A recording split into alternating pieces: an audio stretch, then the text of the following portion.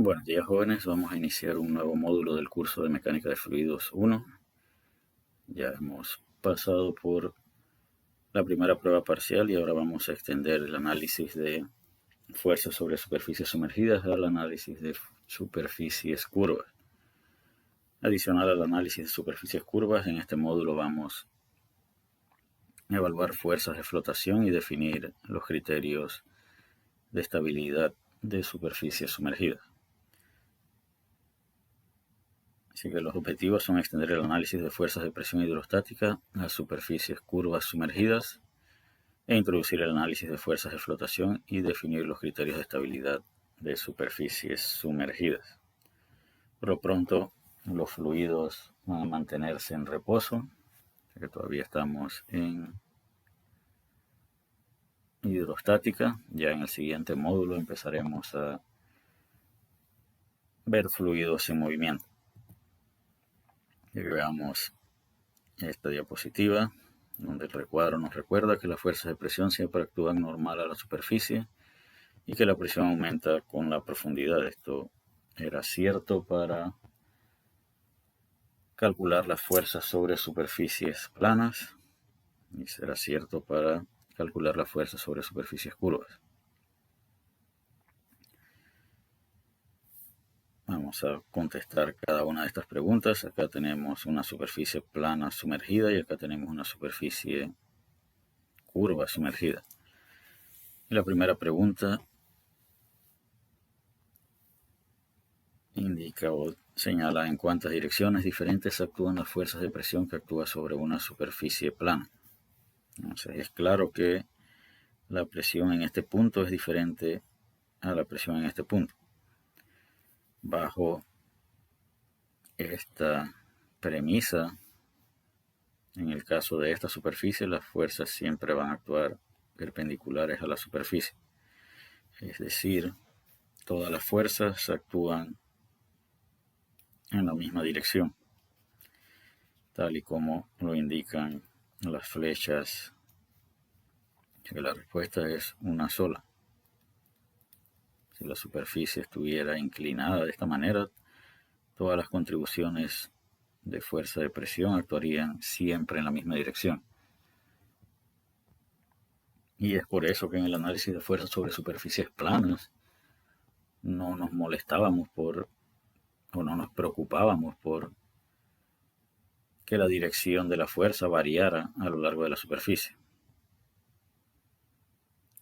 La pregunta ahora es,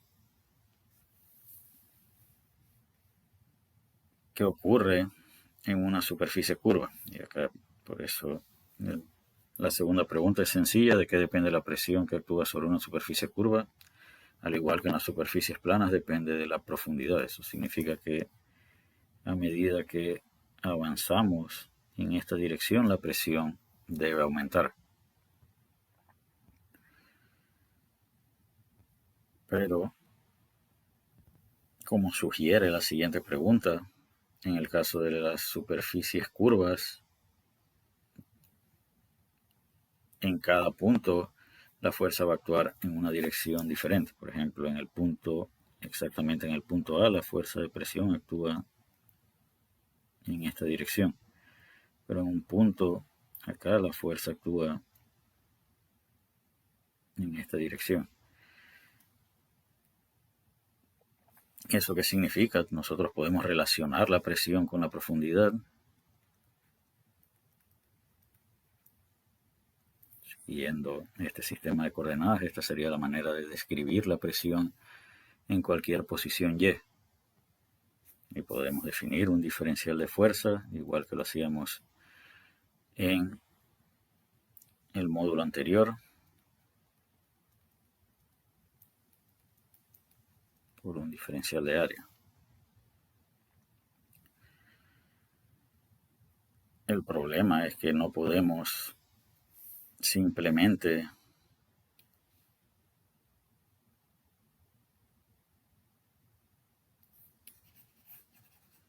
decir que la fuerza neta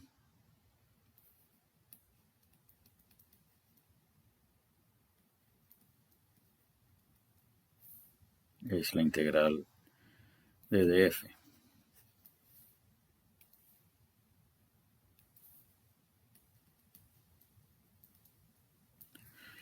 ¿Por qué? Porque a lo largo, ¿qué tendríamos que hacer? Tendríamos que integrar desde aquí hasta acá, al menos en Y.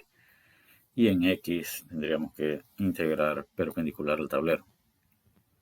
Y en cada punto a lo largo de ese recorrido, la dirección de la fuerza debe tener una dirección diferente. ¿Eso qué significa? Significa que deberíamos definir una componente X y una componente Y. Y esto sería igual a P sub 0 más ρ por G por Y. Si usamos como referencia este ángulo, tendríamos que para el eje X esto sería multiplicado por el coseno de θ. Y acá esto por el diferencial de área. Acá esto sería P sub 0 más ρ por G por Y por el seno del ángulo por dA. Y acá esto no parece complicado, sin embargo, como sugiere esta figura, este ángulo va a depender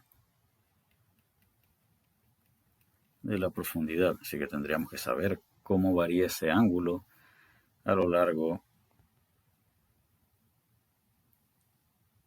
o en función de Y para poder resolver por medio de integrales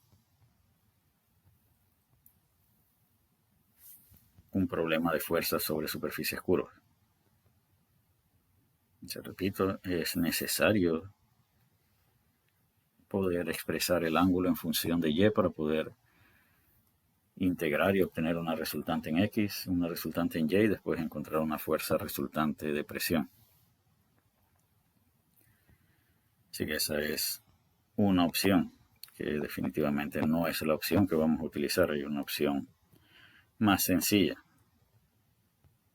que es lo que el libro de texto denomina el método de la masa de control.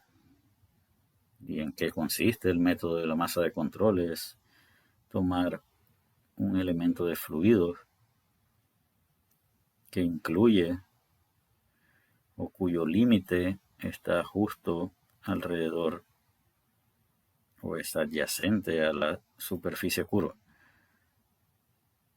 Así que una de las fronteras o una de las paredes de la masa que definimos concuerda con la superficie curva. ¿Qué masa vamos a aislar? Vamos a aislar esta cantidad de masa.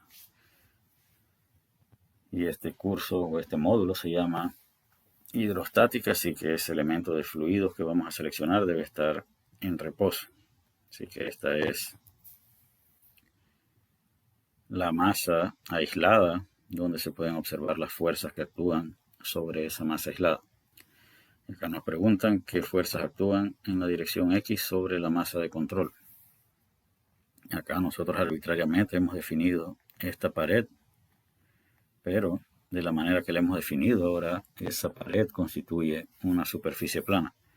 Así que en X tenemos esta fuerza, que es una fuerza sobre superficie plana, que actúa en la dirección X.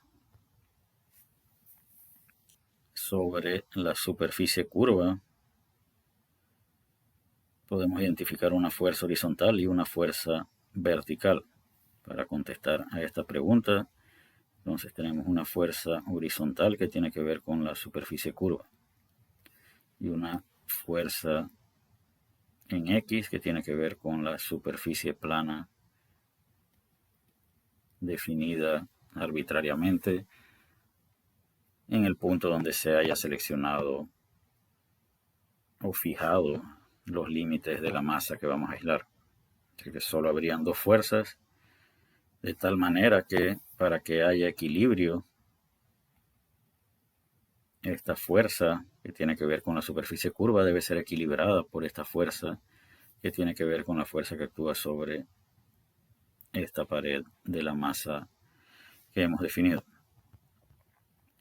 Siguiente pregunta es cuántas fuerzas actúan en la dirección Y sobre la masa de control y cuáles son. Ahora acá las posibilidades son mayores. ¿sí? Así que veamos. Acá se definió esta pared que constituye esta pared. A lo largo de esa pared todas las presiones son iguales y la pared que hemos definido es una superficie plana. Así que acá hay una fuerza que vamos a llamar Fy sobre la superficie curva. Ya hemos identificado una componente horizontal, también hay una componente vertical. Hemos dicho que las fuerzas de presión siempre van a intentar comprimir el objeto, así que desde el punto de vista de la masa fija, la fuerza de presión va a actuar en esta dirección, en Y, y en esta dirección, en X. Así que por lo pronto hemos identificado esta fuerza de presión que actúa sobre una superficie plana y esta fuerza vertical que constituye una componente de la fuerza que actúa sobre la superficie curva. Adicional a esas dos fuerzas, en la dirección Y también debe actuar el peso del elemento del fluido seleccionado.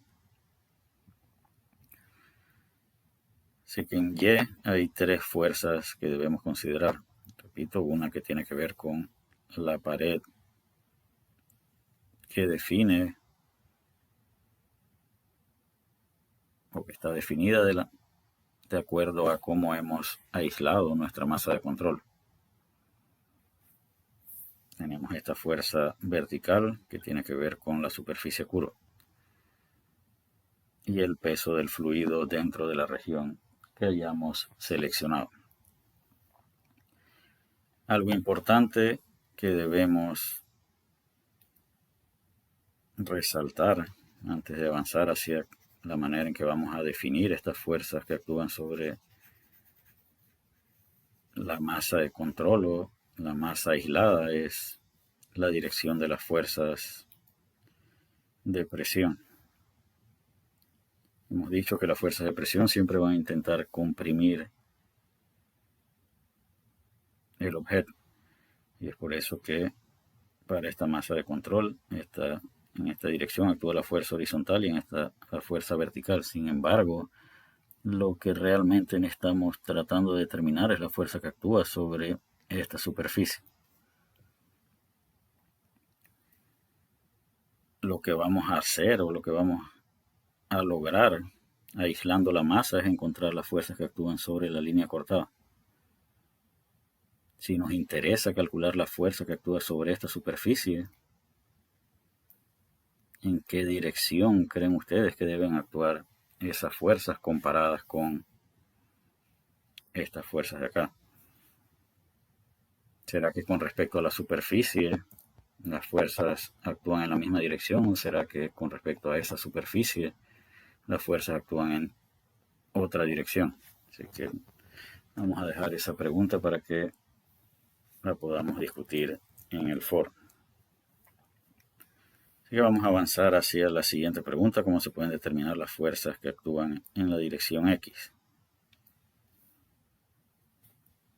Para determinar la fuerza o la componente X de la fuerza que actúa sobre la superficie curva, tenemos que hacer el balance de fuerzas en X. Y habíamos identificado dos fuerzas, habíamos dicho que la componente horizontal de la fuerza que actúa sobre la superficie curva debe ser igual a Fx, que es la fuerza que actúa sobre esta superficie plana, que dependerá de la forma que tenga la superficie curva.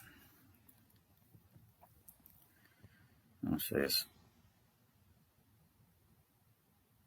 como hemos indicado, la superficie que está acá es una superficie plana, así que podemos usar nuestras ecuaciones de fuerza sobre superficie plana. La fuerza sobre superficies planas es igual al área por una presión promedio, donde la presión promedio es la presión en el centroide de esa superficie plana. Así que tenemos que identificar cuál es el centroide de esa figura. Y acá es donde debemos ser cuidadosos. Tenemos que saber cómo vamos a definir esta área. Vamos a suponer que esta superficie tiene esta forma pero perpendicular al tablero, la longitud siempre va a ser LZ, llamaremos LZ a una distancia perpendicular al tablero. Por lo tanto, esta superficie va a tener esta longitud y perpendicular a la pantalla va a tener una longitud LZ. Así que la figura o la superficie que tendríamos que analizar sería un rectángulo. Sin embargo, si la superficie sumergida fuera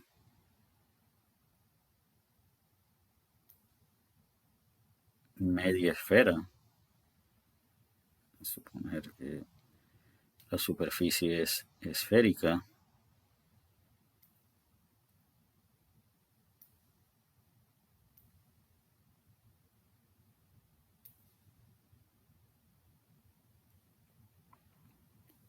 ¿qué figura observaríamos nosotros o qué superficie tendríamos que definir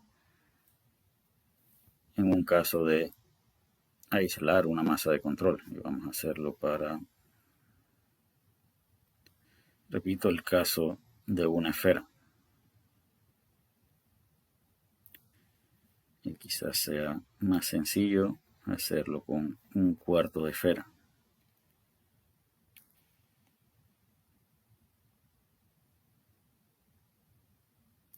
Así que esto es nuestro cuarto de esfera. Y la masa que vamos a aislar es esta que está aquí. Así que la masa aislada tendría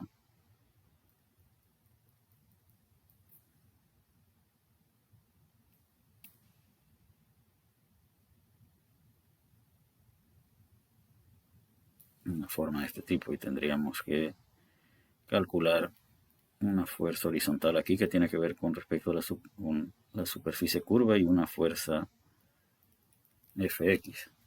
La pregunta es, si esto es un cuarto de esfera, ¿cuál es el área que vamos a tener que analizar aquí? El área que debemos analizar en ese caso sería un semicírculo.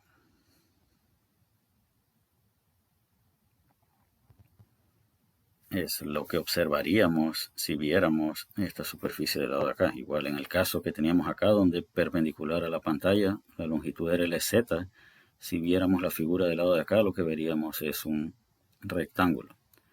Así que el área para calcular esa componente X de la fuerza es un área proyectada en X. Por eso acá aparece el subíndice P. Siempre debemos, para calcular la fuerza, la componente horizontal de la fuerza que actúa sobre una superficie curva, observar y visualizar cuál es el área que se proyectaría si viéramos la superficie desde este lado. Entonces, como indica acá, A sub P es el área de la superficie proyectada perpendicular al eje X. Y H sub CX es la profundidad del centroide de esa superficie proyectada. Así que a tener cuidado con esto. Repito, si esto tiene una longitud L perpendicular a la pantalla, el área que vamos a ver aquí es un rectángulo cuyas dimensiones son desde aquí hasta acá y LZ perpendicular a la pantalla. Por lo tanto, el centroide de esa figura sería justo o estaría justo en la mitad.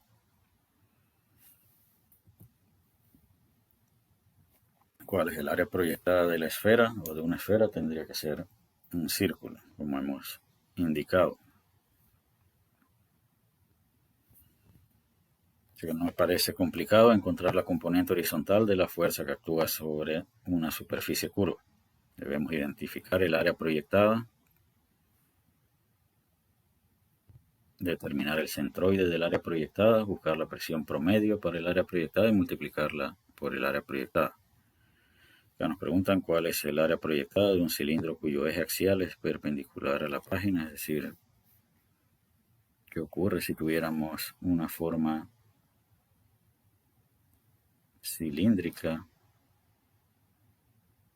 y quisiéramos determinar el área proyectada.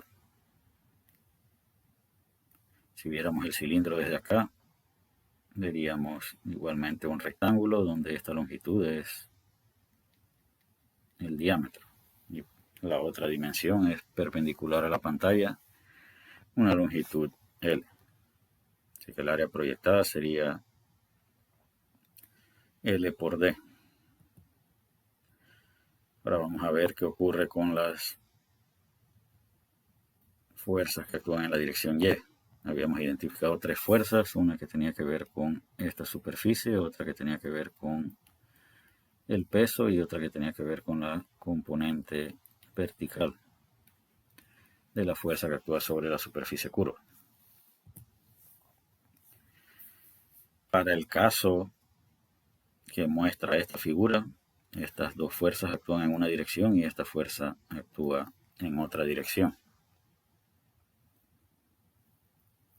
La dirección de las fuerzas verticales dependerá de la manera en que esté definida nuestra masa de control y la superficie curva. Entonces veamos cómo vamos a calcular. Esto es lo que nos interesa. Para poder determinar esto necesitamos saber esto y necesitamos saber esto.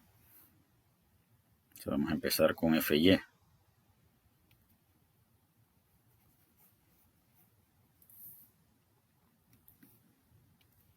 Esto que está aquí es una superficie plana cuya profundidad es constante. Así que acá simplemente tenemos que definir, si esto lo llamamos Y sub 0, esto es P sub 0 más ρ por G por Y sub 0, que igual es la profundidad del centroide de una figura. Solo que acá el centroide coincide con la profundidad de todos los otros puntos de esa figura. Entonces esto constituye una presión promedio. Y esa presión promedio tenemos que multiplicarla por un área. Ahora, ¿cuál es el área que necesitamos para multiplicar por esa presión promedio para obtener FY? Ahora es un área proyectada, pero si viéramos la figura desde arriba. Por eso aquí hablamos de un AP a sub PY. Eso se refiere a un área proyectada, como si viéramos la figura desde arriba. Nuevamente, si tuviéramos un cilindro y lo viéramos desde arriba, ¿qué veríamos? Veríamos este diámetro multiplicado por LZ y esa sería la superficie proyectada que multiplicada por la presión promedio nos daría la componente Y o la fuerza FY. Entonces A sub PY es el área de la superficie proyectada que es normal al eje Y, es la vista superior de la superficie curva sumergida. Y H sub CY es la profundidad del centroide de la superficie proyectada. ¿Cuál es el área proyectada de la esfera? Si la vemos desde arriba también es un círculo y la del cilindro también hemos indicado que es un rectángulo si lo vemos desde arriba. Entonces ya hemos determinado esta fuerza. Falta determinar el peso.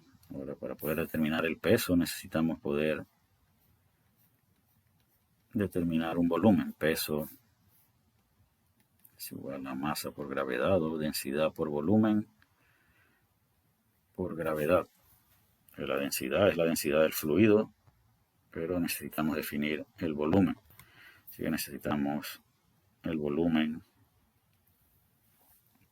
de la masa aislada. Eso implica que debemos tener información de cómo varía esta superficie. En el caso de que la superficie fuera un cuarto de cilindro,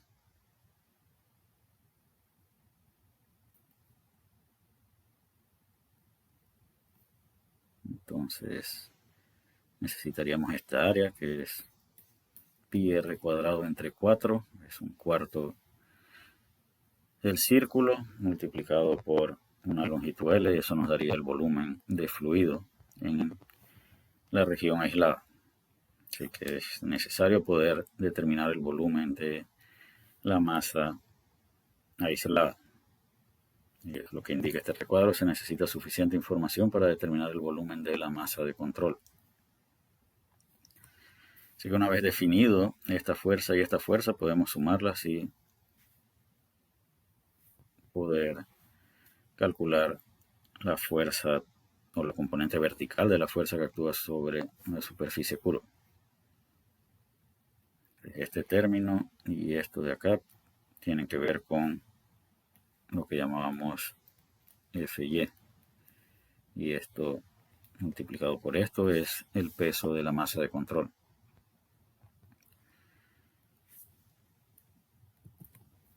Y acá nos preguntan geométricamente qué representa el producto de APY por HCY. Vamos a ver entonces cómo vamos a responder a esas preguntas. El área proyectada en Y decíamos que era esta distancia, suponiendo que esto tiene una longitud L perpendicular al tablero, esta distancia por L representa el área proyectada. Sí, y HCY representa esta distancia, así que esto es HCY. HCY multiplicado por esto representa esta área. Si lo multiplicamos por una longitud perpendicular a la pantalla, un área multiplicado por una longitud representa un volumen. Es decir, este término representa el volumen de fluido que hay medido desde la superficie proyectada hasta el punto donde tenemos la presión de referencia P sub 0. Así que toda esta región tiene que ver con esto que está aquí. Y el volumen de la masa de control representa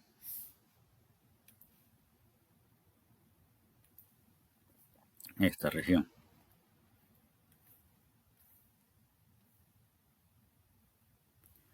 Así que este es el volumen arriba de la superficie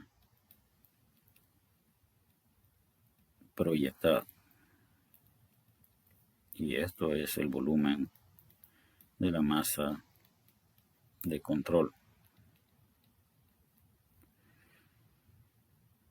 Pero de acuerdo a este paréntesis tenemos que sumar esas dos cantidades. Así que si sumamos este volumen y le sumamos este volumen, ¿qué obtenemos? El resultado es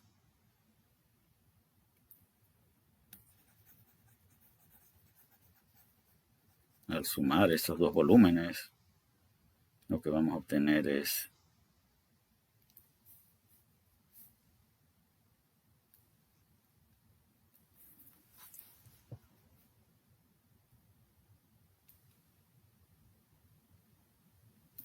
todo este volumen.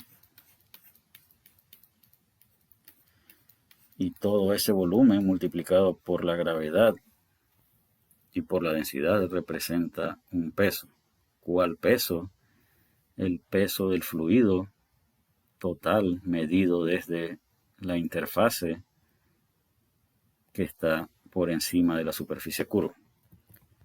Por eso decimos que la componente vertical de la fuerza que actúa sobre una superficie curva es igual a un área proyectada multiplicado por la presión de referencia más ρ por G por el volumen total de fluido que hay medido desde ese punto donde tenemos la presión de referencia hasta la superficie de control.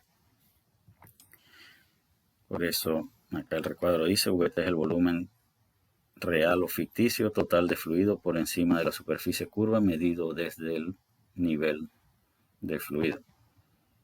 Así que la componente vertical es tan sencillo como determinar cuánto volumen de fluido hay encima de la superficie curva, calcular su peso y sumarle el producto de la presión de referencia por un área proyectada si viéramos la superficie desde arriba. Lo curioso aquí es que hablan de un volumen ficticio. Y por lo pronto vamos a concluir esta clase aquí, y en la siguiente clase vamos a determinar esto de volumen ficticio que representa. En el caso de la superficie curva que hemos estado analizando, podemos decir que el volumen es real. Esta es nuestra superficie curva y todo este fluido realmente está por encima de la superficie. Lo que indica este recuadro es que es posible que tengamos que considerar un volumen que físicamente no está encima de la superficie. Así que ya hemos visto cómo determinar la componente horizontal y la componente vertical de la fuerza que actúa sobre la superficie curva.